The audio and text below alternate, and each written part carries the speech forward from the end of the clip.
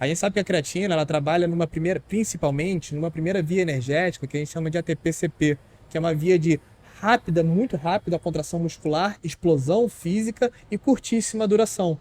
Então, digamos que, por exemplo, você está ali num XCO, então você está pedalando, de repente você tem alguma subida expressiva que você dá um pico de potência. Aham. Ali a creatina teria uma grande aplicabilidade mesmo, nessa alternância de intensidades. Então você está numa zona 1, zona 2, você vai para uma zona 3, 4, 5 de frequência Uma vez cardíaca, só, né? uma porrada só, você tá É. entendendo? Então ali a creatina ela teria uma grande aplicabilidade. Ou você, vamos falar de um ciclismo de estrada, você está no pelotão, ali, Z2, né? Vai Os caras, fazendo. 50 km por hora Z2 no Tour de França, impressionantemente, mas Z2, e de repente o cara vai dar uma fuga e você tem que correr atrás da fuga, né? Apertar atrás da fuga. Ou você vai falar de um sprint final.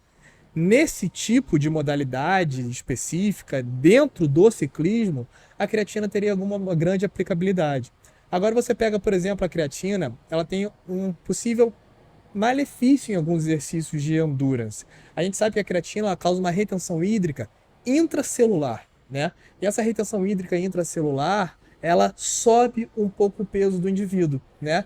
E esse aumento de peso do indivíduo, dependendo da modalidade esportiva que ele vai fazer, digamos, por exemplo, ele faça um triatlon de longa distância, né?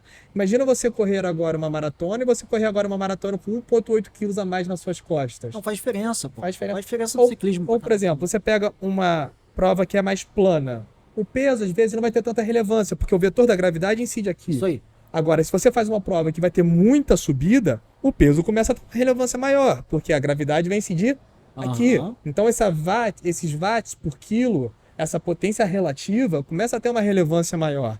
Então, você tem que entender, quando você pensa em suplementação, principalmente, quem é o atleta que eu estou falando, qual prova esse atleta vai fazer, em qual momento da periodização de treinamento ele está, para você entender qual suplementação você vai encaixar. Porque, por exemplo, vai dizer que o atleta está num período de base, correto? Correto. E aí ele vai ali tentar ganhar muita força nesse período de base.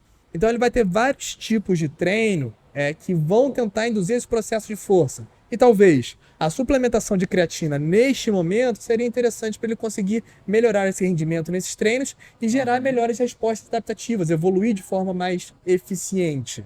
Ou seja, nesse período de base, que o atleta não está competindo, será que ele ganhar aquele peso faz tanta diferença? Talvez não. E talvez ele possa ter uma repercussão positiva com a creatina. E aí, quando ele chega próximo da prova, a gente